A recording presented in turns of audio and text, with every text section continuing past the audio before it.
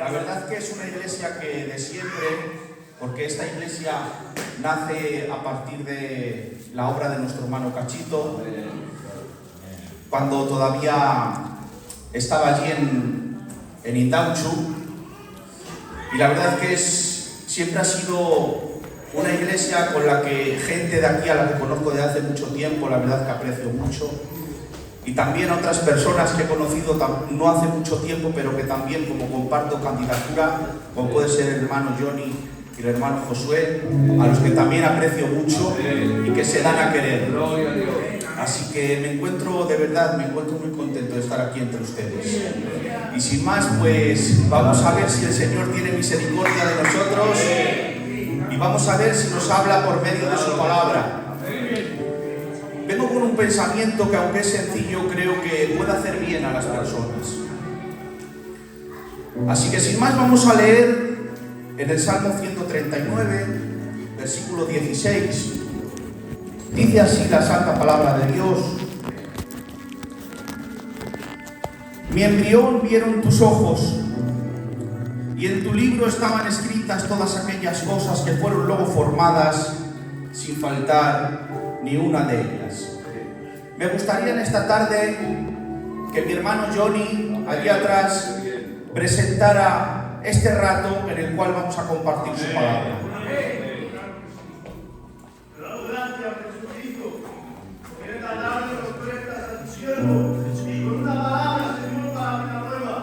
Lo creemos, Señor, que lo tienes tú, para restaurar, fortalecer y levantar, Señor, y para entrar al herido que venga en esta tarde, Señor.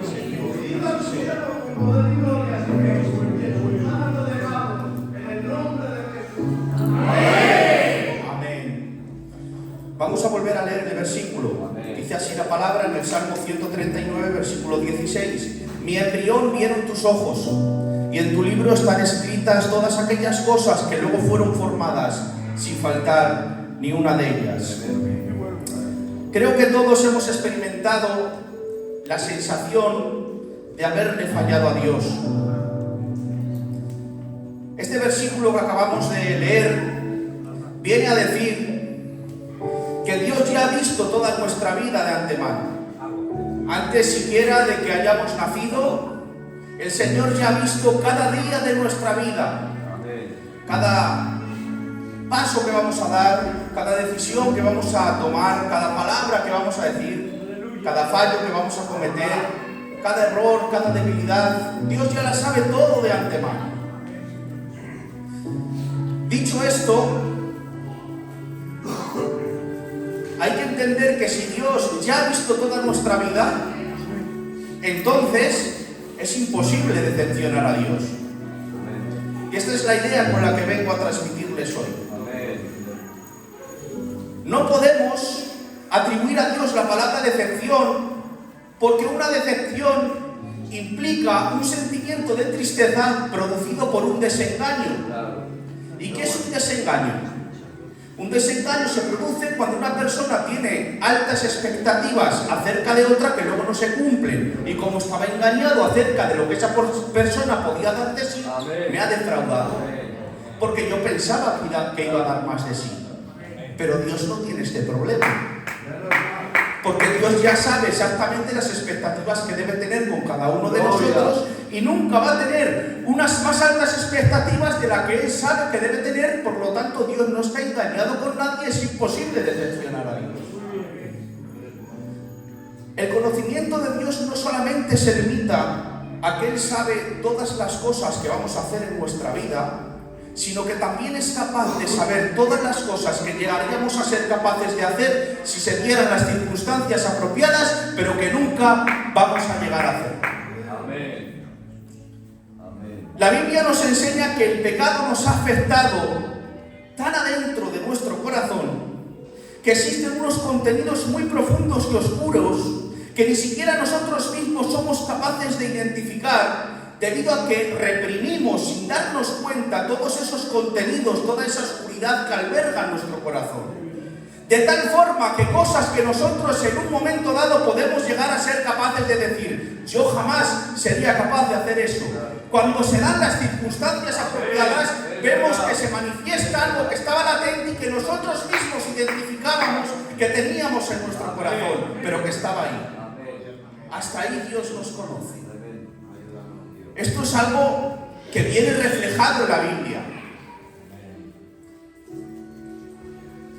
Vemos como en el Salmo 19:12 dice David: ¿quién podrá entender sus propios errores? Líbrame de los que me son ocultos. Este versículo nos enseña que dentro de nuestro corazón se mueven cosas ocultas, secretas y profundas de las que no tenemos conocimiento.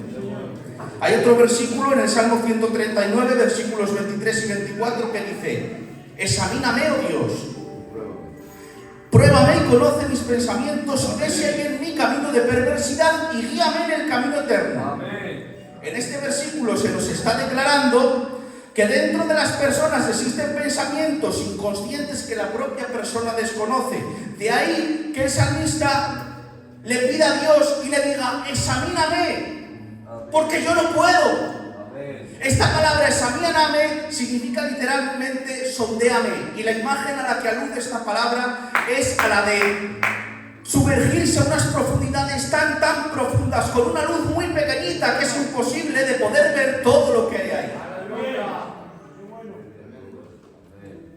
Esto es lo que dice el salmista acerca de nuestro corazón. Lo que nos está queriendo decir es que es imposible para la propia persona, por el mero ejercicio de su propia autoexaminación personal, poder conocer las profundidades de su corazón, ya que la oscuridad que hay en nuestros corazones es total. Y esto lo podemos ver por medio de un ejemplo bíblico que me gusta mucho de mencionar porque ilustra muy bien esto que quiero decir. El ejemplo se encuentra en Primera de Reyes, capítulo 8. Hay un cartero enviado por un rey llamado Hazael. El cartero, llamado Hazael, es enviado por su rey para consultar al profeta Eliseo. Eliseo, al verle, se queda callado durante un buen rato, mirándole a los ojos, y este cartero no sabe qué hacer hasta que el profeta Eliseo sale llorando. El cartero, al ver este cuadro, se queda sorprendido y dice: ¿por qué llora mi señor? Y dice el profeta Eliseo: ¿por qué he visto el mal que vas a hacer a Israel? Dice: a sus jóvenes traspasarás a espada, a las murallas de Israel pegarás fuego, abrirás el canal a las mujeres que estén encinta y estrellarás a sus hijos. Y dice el cartero: pero yo, ¿y quién es este perro para hacer tan grandes cosas? Y dice el profeta Eliseo: Jehová me ha mostrado que tú llegarás a ser rey de Siria. Pasa el tiempo y cuando este simple cartero, que no era nadie, llega a ser rey, se cumplen todas y cada una de las palabras que el profeta Eliseo le profetizó. Y vemos como detrás de este cartero se escondía un rey sanguinario sin escrúpulos que ni siquiera él era capaz de identificar, porque no se habían dado las circunstancias apropiadas para que se manifestara lo que había dentro de su corazón. Y así estamos todos, hermanos. Dice la Biblia: engañoso y perverso es el corazón más que todas las cosas. Y dice: ¿quién lo conocerá? Gloria a Dios. Esta pregunta no espera ninguna respuesta. Es una pregunta retórica que da a entender que no existe nadie que sea capaz de poder vislumbrar las profundidades tan oscuras y perversas que alberga el corazón humano. Sin embargo, ante esta pregunta de la que nadie espera respuesta, aparece el Señor diciendo: yo, Jehová, que escudriño la mente y pruebo el corazón. Porque el Señor llega hasta donde nosotros no podemos llegar. Y yo pregunto, sabiendo cómo somos, no solamente todos los fallos que vamos a cometer a lo largo de nuestra vida, sino también todas las cosas que llegaríamos a ser capaces de hacer en contra de Dios, pero que no los hacemos simplemente porque no se dan las circunstancias apropiadas, ya querrá Dios tratar con este corazón tan negro. Y si le preguntamos, ¿sabes qué va a decir el Señor? Dame, hijo mío, tu corazón y mire tus ojos con mis ojos.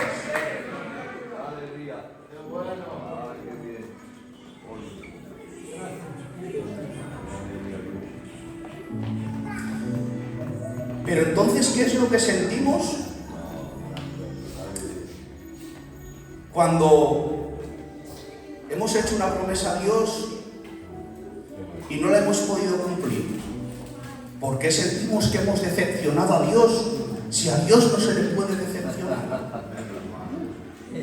¿Por qué pensamos que hemos decepcionado a Dios? Porque sentimos que hemos defraudado a Dios.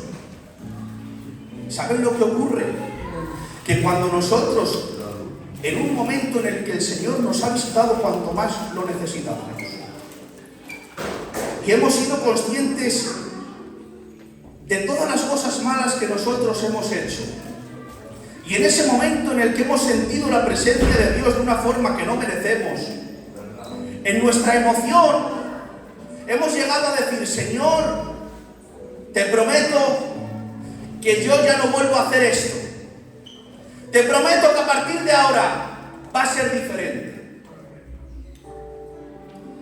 Cuando oramos a Dios sabiendo que Dios lo sabe todo, no oramos a Dios de una forma en la que queremos dar una cara, pero detrás es otra, porque Dios lo sabe todo. Cuando oramos a Dios lo hacemos con sinceridad, de corazón, y cuando le pedimos o cuando le decimos que vamos a dejar de hacer esto o aquello, o vamos a empezar a vivir de una forma diferente, lo hacemos de verdad, pensando que vamos a cumplir esa promesa. Por eso, cuando no la cumplimos, proyectamos esa frustración y ese desengaño hacia Dios, como si Dios fuese una persona como nosotros. Pero hermanos, el Señor ya sabía que cuando le prometimos eso, dentro de 2 días íbamos a volver a caer, y aún así nos visitó. Por eso no podemos pensar que lo mejor que podemos hacer cuando no cumplimos nuestras promesas es alejarnos de Dios como un medio de autodisciplina, porque pensamos que le estamos haciendo un favor a Dios, cuando en realidad lo que estamos haciendo es ir en contra de su voluntad. Porque si Dios, sabiendo que voy a pecar mañana, me visita hoy, es porque sabe que este es el único medio por el cual puedo solucionar todas aquellas debilidades que me cometen. Por otro lado, también esto es una estrategia de la carne, para que cuanto más me aleje de Dios, pensando que le he decepcionado, como si fuera una persona que no se lo esperaba, como si hubiese decepcionado a mi hermano Abraham, que yo no quería decepcionarle, pero ya han sido 2, 3 veces las que me ha pasado lo mismo, y me daría vergüenza pasar por su lado porque él ha sido decepcionado por mi actitud. Pero es que Dios ya lo sabía.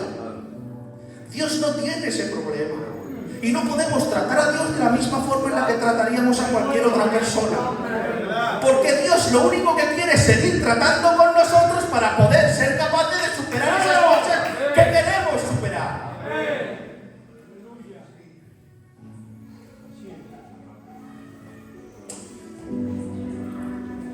Cuando nos encontramos así, esto, como Dios es tan diferente a nosotros, nos rompe los esquemas,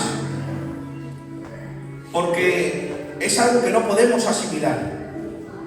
¿Cómo Dios va a querer seguir tratando conmigo sabiendo todo lo que voy a hacer? Pero esta es la manera en la que Dios sabe que es la única forma en la que podemos crecer en la santificación. Porque nos aleja más del perdón de Dios nuestro orgullo que nuestro pecado. Es decir, como no he sido capaz de cumplir mi palabra cuando le he dicho al Señor que voy a dejar de hacer esto, entonces mi orgullo me hace pensar que cómo voy a volver a venir al culto sabiendo que he caído otra vez. Gloria a Dios. Cuando el Señor, sabiendo todo lo que pasa, sabiendo que has pegado mañana, te ha visitado hoy, por lo tanto su voluntad es que sigas. Porque la clave para superar las distintas debilidades que nos acometen como cristianos no se trata en alejarse, sino en acercarse cada vez más a Dios, de tal forma que la clave para superar todas estas cosas, porque todos tenemos debilidades, es en hacer que nuestro dolor a la hora de hacer algo que ofenda a Dios sea más grande que el placer o los beneficios que me produce. Hacer aquello que no agrada a Dios. ¿Y cómo consigo que mi dolor sea tan insoportable que me lleve a no querer hacer aquello que ofende a Dios? Pues estando cada vez más cerca de Dios, no más lejos. A ver quién tiene tripas de estar todos los días en el culto y seguir haciendo lo mismo. Es imposible. Para el que ha nacido de nuevo, el Espíritu Santo hace un trabajo en su interior que le impide el que cada vez que esté más cerca de Dios seguir haciendo aquello que sabe que ofende a Dios. Esta es la clave, hermanos. Esto nos puede sorprender mucho porque es completamente contrario a como nosotros actuaríamos con las demás personas. Pero es que Dios no es como nosotros. Hay un pasaje en la Biblia, que nos ilustra muy bien el amor de Dios, de tal forma que nos rompe los esquemas. Nos funde los plomos el amor de Dios. Hay un profeta llamado Oseas, al que Dios le dice: ve y cásate con una mujer de la calle. Cásate con una mujer infiel. Y este profeta obedece a Dios y se casa con una mujer de la vida. Dios le dice: cásate con ella de tal forma que ni los hijos que vayas a tener puedas estar seguro de que los hijos sean tuyos. Es fuerte esto, ¿eh? ¿Saben ustedes que el trato que Dios tenía con los profetas era para transmitir un mensaje? Hay veces en las que Dios utilizaba a los profetas para transmitir el mensaje que Dios quería transmitir al pueblo. Por ejemplo, Dios le dice a Ezequiel que se rape completamente la cabeza. Y esto era algo muy humillante para los judíos, el raparse la cabeza. Y le dice que con el pelo que se ha rapado haga 3 montones. Uno lo echa al fuego, otro lo corte con una espada y otro deje que se lo lleve el viento. Ezequiel hace esto, ¿para qué? Para luego decir el mensaje. De la misma forma en la que estos 3 montones han sido dispersados y consumidos, así Israel también va a ser dispersado y consumido de esta misma manera. De esta manera Dios utilizaba a los profetas para transmitir los mensajes. En este caso, Dios le dice al profeta Oseas que se case con una mujer infiel. Entonces, el pueblo no entiende por qué su profeta se ha casado con una mujer de estas maneras. Esta mujer llegó a ser tan infiel que se escapó de casa muchas veces y llegó incluso a terminar en casa de otro hombre, como esclava. Y Dios le dice: coge tu dinero y paga por ella y rescátala para que vuelva contigo. El pueblo no podía dar explicación a por qué Oseas seguía amando a una mujer tan mala. Pero llega el momento en el que Oseas abre su boca para Dios transmitir por medio de él el mensaje que quería transmitir al pueblo, diciendo que de la misma forma en la que él ha querido traer una y otra vez a su mujer, el Señor mismo ha querido atraer a Israel una y otra vez continuamente, aunque Israel estaba siendo infiel muchas veces. De tal forma que vemos cómo por medio de este ejemplo Dios sigue amando a pesar de nuestra infidelidad.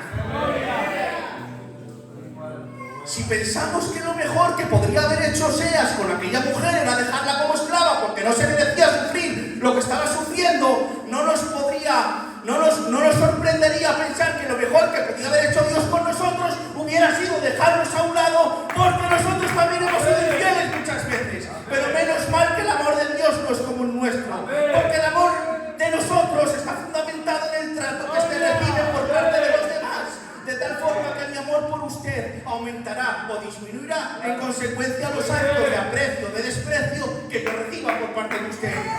Si me ama más, si me hace actos de bien, le amaré más. Si me hace actos de mal, le amaré menos. Pero es que el amor de Dios Dios no es así. El amor de Dios no se contamina por el trato que recibe, sino que siempre ama con la misma intensa y cautivante fuerza. El amor de Dios es puro e incorruptible. El amor de Dios es inalterable y no hay nada, absolutamente nada que le haga cambiar el gran amor con el que Dios le ha amado. La gloria sea para Dios. ¿Cuántos dan un aplauso a este Rey de Reyes?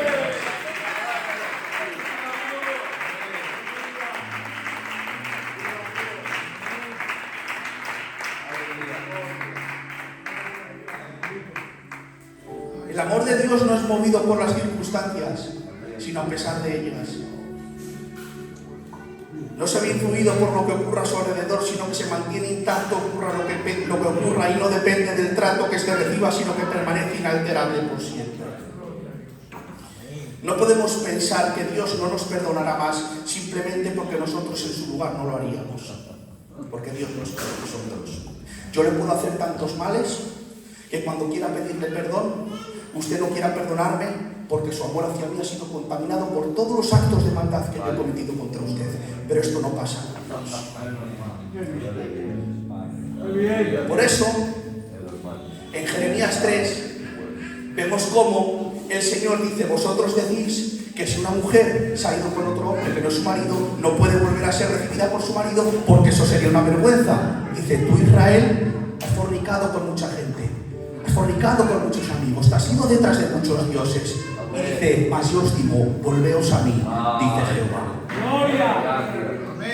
Por eso, si en esta tarde hay alguien hoy aquí que siente que no merece más el perdón de Dios, que siente que ha caído tantas veces, que se ve indigno de volver aquí para pedirle perdón delante de su presencia, te digo algo, como dice Jeremías 31, reprime el llanto de tu voz y las lágrimas de tus ojos, porque tu arrepentimiento tiene recompensa y volverás de la tierra del enemigo. Esperanza hay para tu futuro, dice Jehová. No eres hijo precioso para mí, el niño en quien me deleito. Por eso mis entrañas se conmovieron por ti, y ciertamente tendré de ti misericordia, dice Jehová.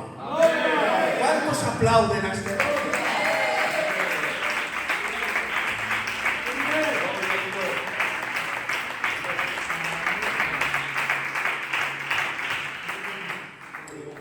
Nos puede descolocar mucho que Dios quiera seguir tratándonos hoy sabiendo lo que vamos a hacer mañana. Pero es que Dios no es como nosotros. Y aparte de esto, nosotros pensamos en un futuro directo y cercano. Pero es que Dios ve mucho más allá. Por eso Dios escogió a David como rey, a pesar de lo que iba a hacer. O escogió a Pedro, a pesar de que le iba a negar.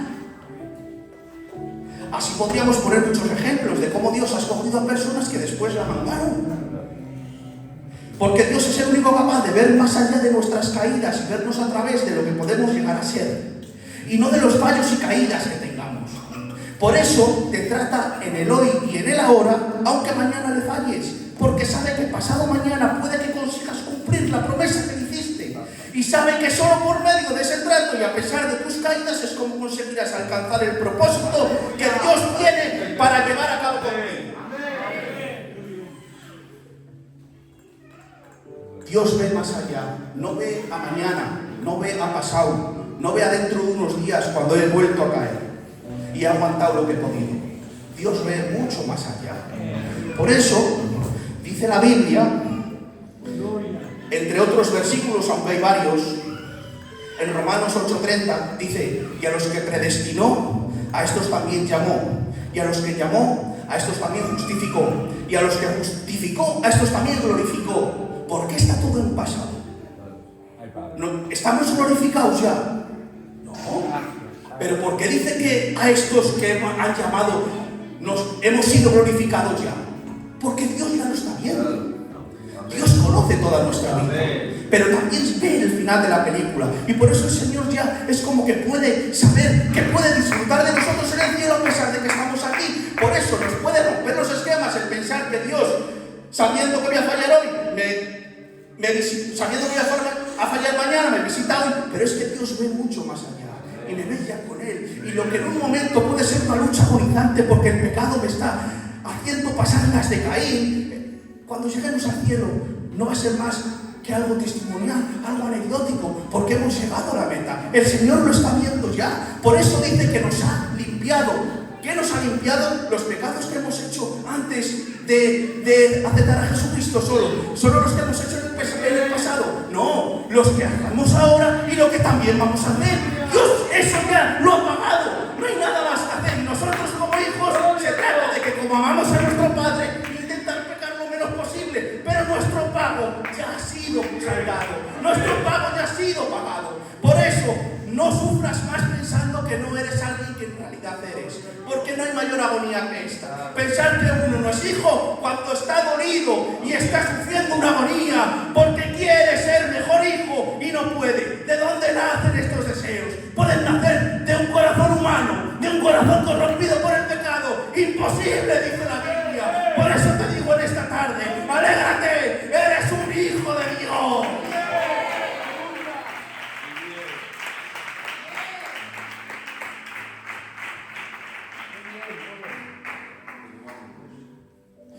Quiero dejarte con esta reflexión.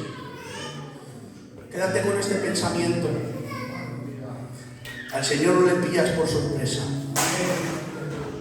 Dios ya sabe todo lo que va a pasar. Déjate tratar en sus manos. No dejes que tu orgullo sea un impedimento para que el Señor siga tratando contigo. Nunca el hombre ha conseguido por sus propios medios acercarse a Dios. Por eso no pienses que porque al Señor le dijiste una palabra y no has podido cumplirla, ya tienes que alejarte de Él. Todo lo contrario. Sigue dejándote las manos de Dios, que el Señor sabe cómo tratar contigo. El Señor es imposible de que le podamos decepcionar. Sin más, hermanos, hasta aquí la palabra del Señor. Que Dios nos bendiga mucho en el nombre de Jesús.